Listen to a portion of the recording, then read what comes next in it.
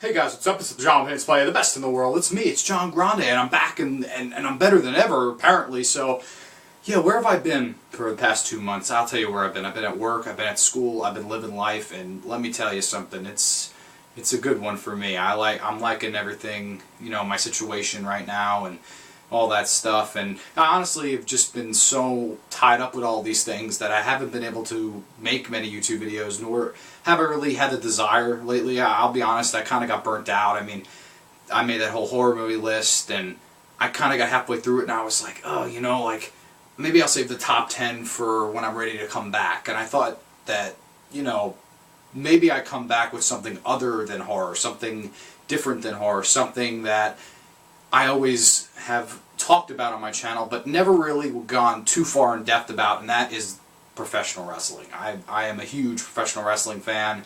Always have been, always will be. It's just a magical thing in my opinion, and I love talking about it. I love listening about it. Podcasts. I love shooting with friends about it. It's just such a fun subject to talk about. Maybe even more so than horror. It's just one of those things that you could talk about all day long and never get sick of.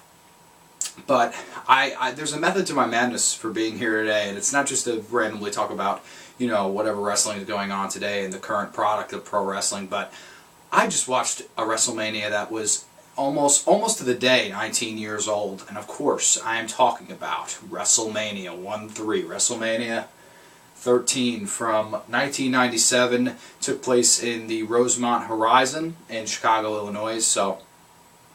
But before I get into reviewing the card and the matches itself, and granted this is kind of a one-match show, but I actually can defend some matches on this card that we'll get into when I start reviewing the card. But a few fun facts about this Wrestlemania. It is the only Wrestlemania that did not sell out. It did not sell out. They actually ended up handing out over 1,737 tickets, the exact number of tickets that they had to hand out because they could not sell out the venue. That's how poor business was for the WWE in early 1997. Little did they know that late in 1997 the business would just start to, go through the roof when they started getting more attitude-like, and Vince McMahon started realizing that, hey, maybe I'm behind on the times and we need to speed things up a little bit and make it more current for our fans. And, that was a good thing, because this show, it really wasn't. I mean, I personally found things that I liked about it, but I can totally see, I know a lot of people have this Wrestlemania in their top 10 worst, top 5 worst, and honestly, it deserves to be there. I don't think it's a great show. I don't think it's, anything to run home about, but there is one match on this show that absolutely is, and we'll get into that. We can get into the matches actually right about now. So, this Wrestlemania opened with one of the poorest openers, in my opinion. I mean, you have Bret Owen. If Bret Owen's the high point, this is the fucking low point, in my opinion. You had the New Blackjacks versus the Headbangers versus the Godwins versus, Jesus, I can't even, Furnace. I don't even remember the 14. That's how unmemorable this match was. So terrible. It was a 4-way elimination tag match. Did not do anything for me. Very poor match. I would give it a 0 out of 4 if I was going 4 stars. It was just god-awful. I mean, not one good spot in the match, nothing you cared about. It wasn't for a tag team title. It was for a tag team title shot the next night on Raw. So you had a 4-way tag match that literally meant nothing for that WrestleMania show. Not even like, oh, the winner faces the tag champs later on tonight. No, it's the goddamn, the winner goes on to face the tag team champions tomorrow night on Raw, whoever that may be. It was such a dumb gimmick for a match. The Headbangers go over in a real shitty match. I would not recommend you watch this one. Skip it. It's a very poor opener. The next match, though, absolutely took me by, I was just laughing throughout the whole thing. It was Rocky Maivia versus the Sultan. If you don't know who the Sultan is, it ended up becoming Rikishi. It was just this fucking stupid gimmick where he wore like a samurai mask almost, and he had Bob Backlund and the Iron Sheik walk him to the ring, and it was just god-awful, and all his moves were really stagnant. He hadn't really learned how to move around much, and he was taking on the Intercontinental Champion, the white meat babyface himself, Rocky Maivia. This is long before he was The Rock, and it absolutely shows, because he was terrible, and so was the Sultan. And this match, granted, it wasn't as bad as the opening match, and it honestly, like, from a technical standpoint, it really wasn't that bad of a match. It was just one of those matches where you just kind of laugh. It's almost like your elementary school or middle school yearbook. You just kind of go, ha ha, you know, that was what I used to look like, but look at me now. It's one of those kind of matches. It's just like both guys were so green and so baby, you know, like they just hadn't grown up yet. They hadn't had the experience to really grow and mold into their own and take those, you know, shitty gimmicks and make them into these, you know, amazing golden statues, which they honestly both, well, The Rock more so than the Sultan, but, you know, I digress. It's just one of those things that it was there, it was what it was. The Rock's father comes down after the match and he beats up the Sultan and Bob Backlund and fucking the Iron Sheik, and it was one of those kind of matches where I was just like shaking my head the whole time and laughing. It was just like, this is just so stupid. Little did they know they had one of the 4 Mount Rushmore guys in the ring at that time, so I don't know, beats me. But the next match I think was a pretty good match. It was Goldust versus Triple H. Goldust with Marlena in his corner, and Triple H with China in his corner. They worked a pretty good match. I actually really think this was a good match. Maybe even the second best match on the show. I don't know if I'm definite on that or anything, but this was absolutely one you can go back and watch. Triple H and Goldust, both pretty decent workers.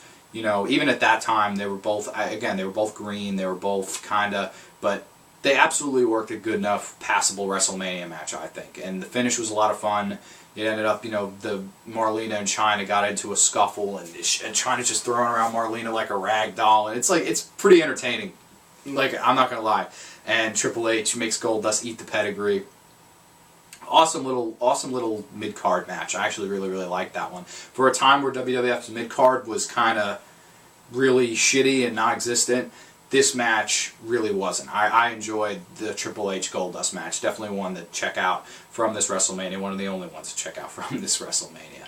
And then from there on, you had a tag match, which I did not. I've seen the show several times before. I don't know why I did not remember it until the end. It was Mankind and Vader with Paul Bearer against Owen Hart and the British Bulldog for the tag titles. Owen and Bulldog were tag champs. And this was also the time where Owen was with the 2 slammy gimmick, and it was just classic. Like, everybody was in on the, you know, like, Owen was just one of those entertaining guys that just, you know how they say The Rock oozes charisma and he's the people? I feel like Owen was one of those kind of guys, man. Like, you can almost feel it through the screen. Like, it's just, Owen's here, and he's going to wrestle a good match because he's a fucking amazing athlete, and he's funny, and he's entertaining, and everybody likes Owen. Even though he was there's actually a sign in the crowd that says, Owen Hart, the worst there is, the worst there was, the worst there ever will be. And it's just, it's funny to, like, it's almost like, man, like, he wasn't appreciated. He was one of those guys that, honestly, sadly enough, and I speak the truth here on this channel, he wasn't really fully appreciated, I don't think, until he was gone, until he passed away, unfortunately, at that Over the Edge 99 pay-per-view, when, you know, everybody knows that story. If you don't, you know, look it up. I don't want to talk about it, because it is very sad, and it's just a complete tragedy, in my opinion. And also, I think that Owen and the Bulldog were really good together. Like, they almost, like, you see, they always show some clips at those two at the award shows together, like, laughing together. And I feel like, I get the feeling, I've never read this or anything, but that they were really good friends in and out of the ring. And they just, I think that really translates when you watch a tag team together. Like, you look at the New Day right now. You can tell those guys are all friends in and out of the ring. They're having a good time. And that's what pro wrestling should be. It shouldn't always be so serious. It shouldn't always be so, you know, oh my God, everything, there has to be comic relief in there. There has to be a sense of genuineness in there. And I think that Owen Hart and British Bulldog absolutely had that kind of chemistry together. And I think that's the utmost important thing with a tag team, especially. It's just an important thing to have. You want to be able to think as a fan, like, they're really good buddies outside of the ring, you know? You have to humanize them a little bit, because they're human. They're people too. As much as it's weird to say and it's weird to think about, it's true. And, you know, I was expecting, like, a really good match, and it really was for you know, I think they went for 15 minutes, maybe a little longer, maybe a little less, give or take a couple of minutes. And they had a pretty decent technical wrestling match. Like, Owen had a lot of good stuff in there. Davey had a lot of good stuff in there. I could tell that Mankind, this was the only thing I didn't, and granted I wasn't watching the product at this time, I couldn't tell if Davey Boy and Owen were baby faces because they were acting like heels, and Mankind and Vader definitely were heels. So I don't understand. Were both teams kind of heels? Like, it didn't make any sense because Owen seemed like he was just being like a cocky, arrogant heel, but they were kind of like baby faces in the match, it seemed like, because they were getting most of the offensive maneuvers in. And it ends really lame. Like, Foley puts Bulldog in the mandible claw. They both fall out of the ring, and the referee just counts them out while Owen and Vader are like brawling in the ring. And I was kind of just, it was one of those matches like, really? Like, you couldn't have the tag champs just win or roll up Mick Foley or Vader or, you know, a high spot, like a cool little ending to the match. No, it just kind of ends in a Monday Night Raw main event finish. It was kind of like, oh, you know, just wait till they get to the pay-per-view. Only that this was the biggest show of the year, and they ended it in a complete no contest, which made no sense to me.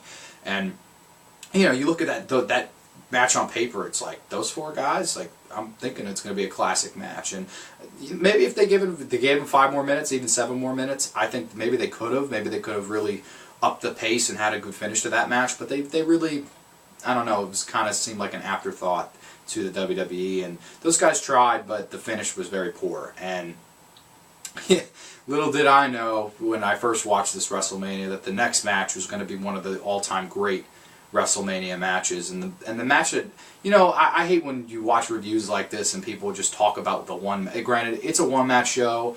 It deserves the most attention. I understand, but I'm not reviewing Austin versus Bret Hart. I'm reviewing WrestleMania 13 as a whole. I want to tell you the other matches on this card. It's not just like, oh well, nothing else happened. You know what I mean? Like, people kind of just, they're like, oh, this was the main event. This was the only thing worth watching. And in honesty, it kind of was, but.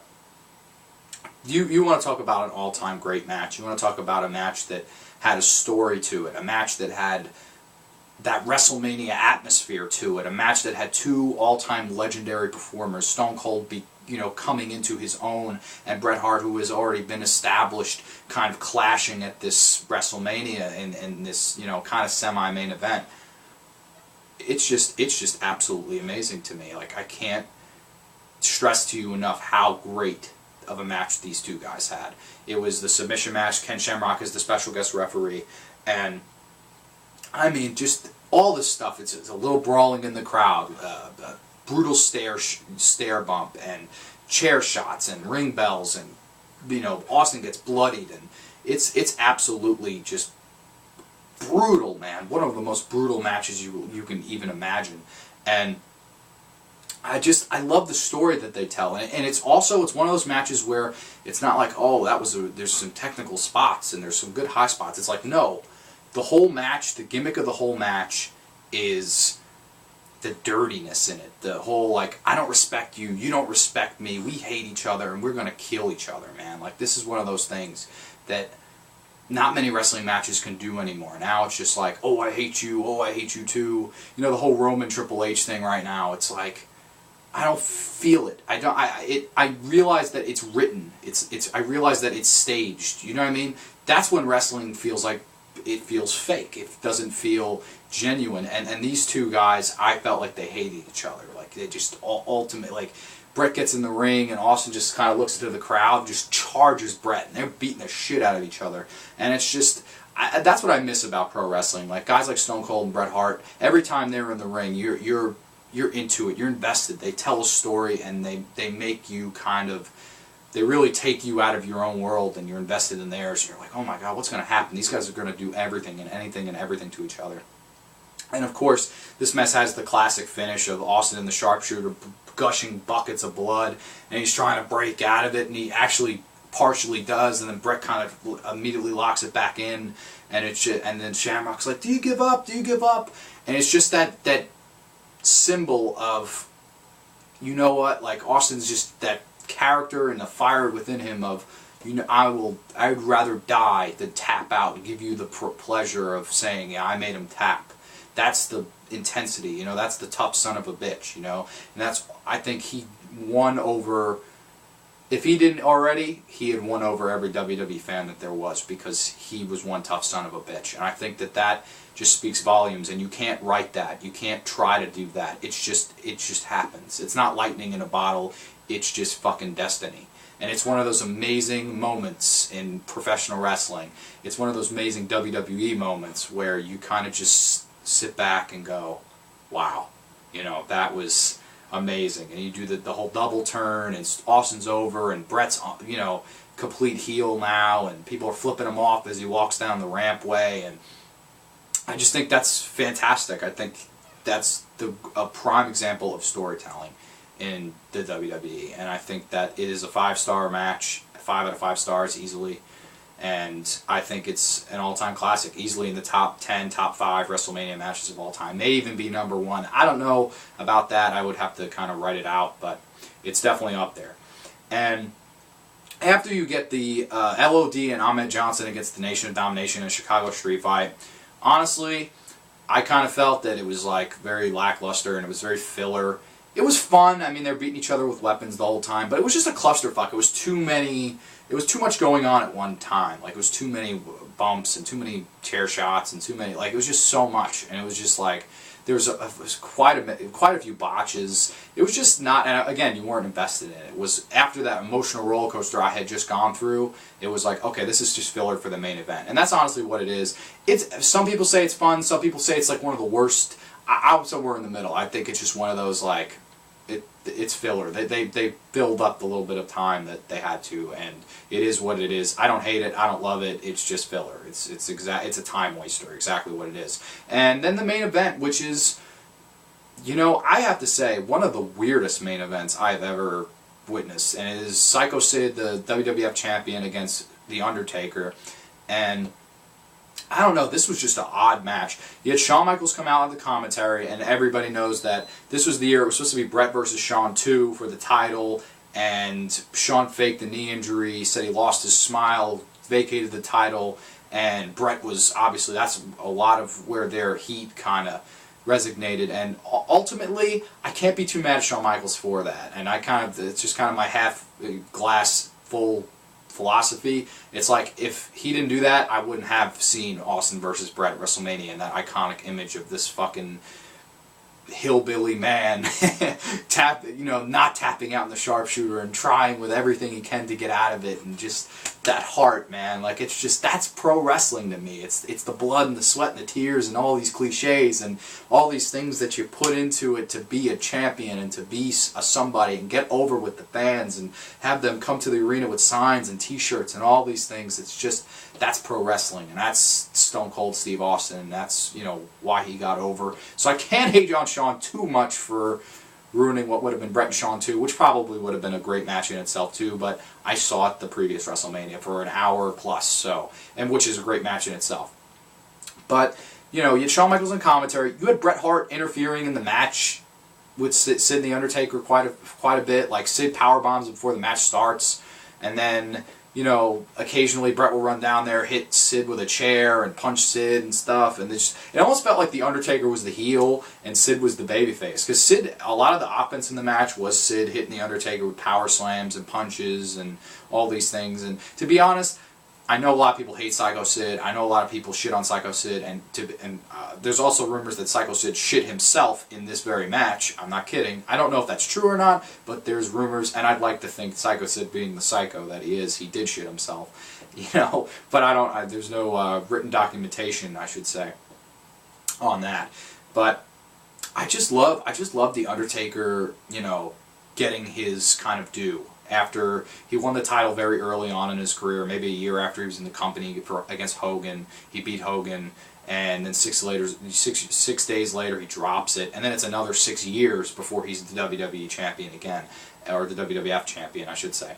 And it was a nice little moment for The Undertaker. I have no complaints. The streak moves on, obviously. Granted, the streak really wasn't a thing at this time, although Jim Ross does mention he is undefeated at Mania, and I liked seeing The Undertaker get this victory and this win in the main event and winning the gold strap. And I will say, it just felt off. It was just an odd match. Like, I think Sid gets shit on because he's not a good worker, he's not a good talker, but I don't think Sid has to do that much. Like, he's just a big fucking guy, and he has a good look to him. Like, people hate, oh, McMahon likes guys that are big. Yeah, like, I understand that's just his personal preference. I like guys like CM Punk. I like guys like Randy Orton. Guys that, they have good looks, but they're not behemoths. But That's my opinion. I understand Vince's opinion.